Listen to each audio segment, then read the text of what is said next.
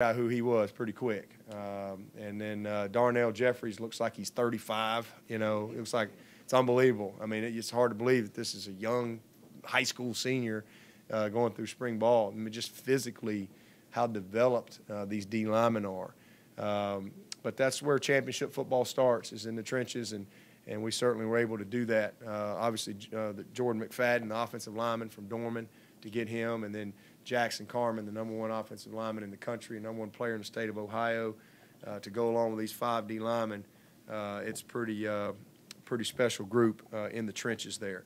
And then we signed 2 DBs. Kyler McMichael is the epitome of dynamic. He could be a Division I running back or Division I DB, and he wants to play corner, and man, he's going to be a great one. This kid is physically developed. He's fast. He's physical. He's very smart. His dad was a college player, and I just think he has such a bright future. And then to be able to go out to Missouri and get Mario Goodrich just speaks to the reach of our brand.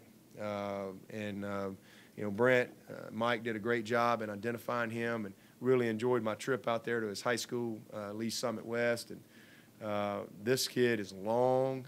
He's got everything you could possibly want to come in here and play in our secondary. And just a great family, high character, great student, excellent fit for our program. First signee from Missouri ever in our program. So, you know, our program's always kind of built from inside out, but to be able to reach out when we need to fill a need is pretty special. There's not a lot of programs that can do that, and just appreciate our guys and doing an awesome job and making it easy for me when I get there. And then I got 2 linebackers, been committed forever, offered them early.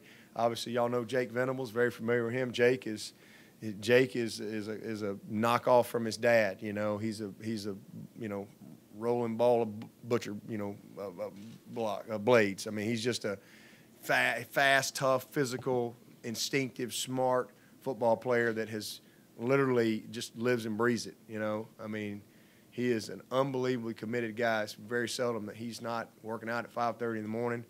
He'd work out all season at 5:30 in the morning, then go play football, have football practice in the afternoons. He's just, for a young guy to be as driven and motivated as he is, that's going to separate him as he matures in his career. And then Mike Jones is a kid that grew. This is our youth camp paying off.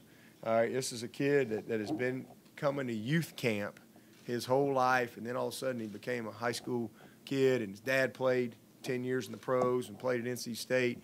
And this kid came up to me in the 10th grade and said, "I'm coming to Clemson." I tried to talk him out of it because, you know, I'm not, y'all that follow our program, you know, I'm not much for you know, playing the game of recruiting. You know, here's what commitment means. And, man, he's been committed. First commitment in this class, led the way, and an awesome prospect. Played a lot of safety, and it kind of grew down into the box, and I think it's going to be an outstanding player for us as he goes through. So that's our group. We had 8 states, and again, 6 out of those 8 states, the #1 player in the state, I think speaks again to the strength of our brand and the job that our coaches and our support staff do in being able to promote Clemson. Just awesome. Very thankful and appreciative for the tremendous effort that goes into putting this class together.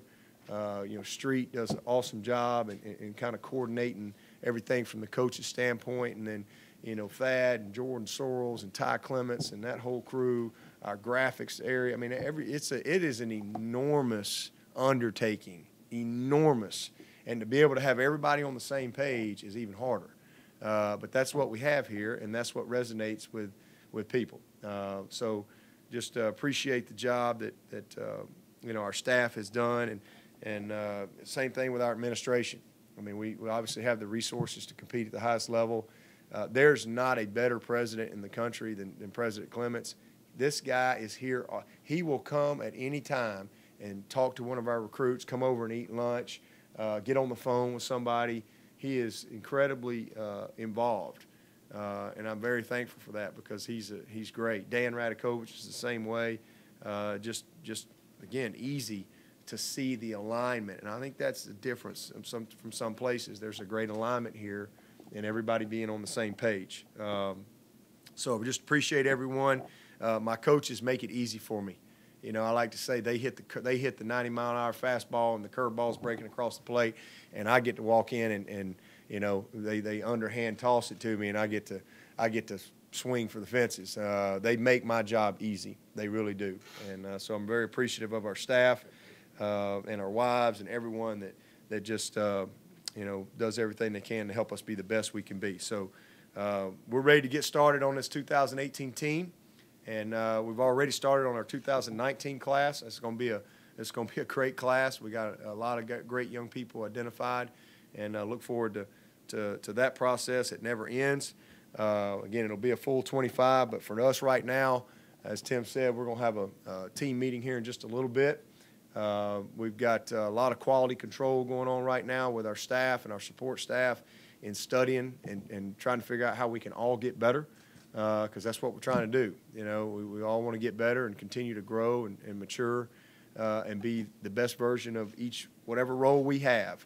That's the challenge that I have for this staff and everybody in this building. Everybody's got to get a little bit better. And so we're going to work hard at that, and then we're going to ask the same thing from our players. Next Wednesday, we'll start our all-in drills, which is an awesome opportunity for us to really kind of instill some of the core values that you have to have in a championship program. And then spring ball is going to start, you know, for us on the 28th. So 3 weeks from today will be practice one. February the 28th. So spring's coming early here in Clemson and chomping at the bit to get on the field. Spring game is April 14th. So hopefully we can have a huge crowd to come and see these guys, you know, for the first time, a lot of them. So with that, I'll just again say thank you to all of y'all for coming and supporting us today and covering the Tigers.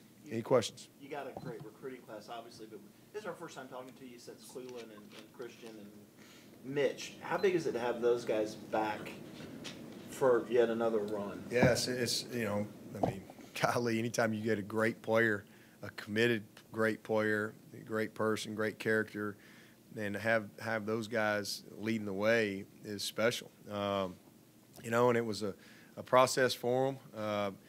Bottom line is they didn't get the grade they wanted. You know, that's one of the problems that we have out there is, you know, some of the media people, and I don't know if necessarily know if it's media people, but there's a lot of rhetoric that gets created in that process for these people, and whether it's this.com or this person who is putting out his mock draft and they got this person at this pick, and well, guess what? That person doesn't own a team. He don't get a pick, and has no influence either. But yet that gets put out there, and it's this machine. And if you're not really educated in the process, you know, you can make some bad decisions on bad information. And so for us, you know, we try to do a great job, and we have unbelievable communication. Woody does an amazing job of kind of managing that with all the NFL people, he and Jeff Davis. And, you know, Woody's got great relationships with all these people, and we just want to give our guys good information. And, hey, you know, whatever they decide to do, that's what they got to decide to do. And but make a decision based on reality. And here's it's coming from the people who run the league. You know, people who are, you know, this is their business. So, you know, the bottom line is they didn't get the grade they wanted. You know, Clee and Christian both got second-round grades, and I think they had a real decision to make. But, you know, they're like, you know, I'm like, listen, if you go, this is where you are. And, you know, we had several people get on the phone with them, different people, to kind of give them the same information to help them. And, you know, their goal is to be a no-doubt first-rounder. And so, you know, they made the decision to come back, and, you know, that's their reason. Simple as that. I think if they had gotten first-round grades from the NFL committee, they would have gone, but they didn't. Got second round, and here's the reasons why. So I think both of those guys are highly motivated to come back and and have great years. And then, you know, Mitch, I think he got like a 3rd-round grade, and Austin was kind of right in there too. And, you know, Mitch just kind of thought about it for about 30 seconds and said, well, I'm coming back. And, you know, Austin, I think, had a little deeper decision on it, but it is what it is. And so I know this, I was saving scholarships for them, that's for sure. I was going to make sure they had an opportunity to stay here if they wanted to. And just glad that those guys stayed. And then we got, you know, we had 3 guys decide to leave. And again, guys make their decisions. Ray, you know, they give you a 1st round, 2nd round, stay in school. You know, this is what they tell you. And sometimes guys get stay in school grade, but they choose to leave, and they have their own decisions. And again, my whole thing is just making sure that they truly understand their situation, the reality of the decision, the possibilities, and as long as they're at peace with all that, and hey man, you support them. I mean, these guys have been awesome for us. Ray had his best year. I think he's got a lot of talent. He's got a bright future, and you know, I don't have any doubt that he's good enough to play at the next level. Same thing with Van. You know, Van is a very talented player, and you know, he understands his situation and his reality. But this is something he felt like he was ready to do, and so my big thing is that they finish school. That's the big thing. To me, that's what I owe them, and I tell them that's what you owe me. You know, that's what I want from you. I want you to make sure. I want to make sure that box is checked, and so at some point, you know, we're going to get that done. And then Dion is you know, is just ready to go be a pro, and that's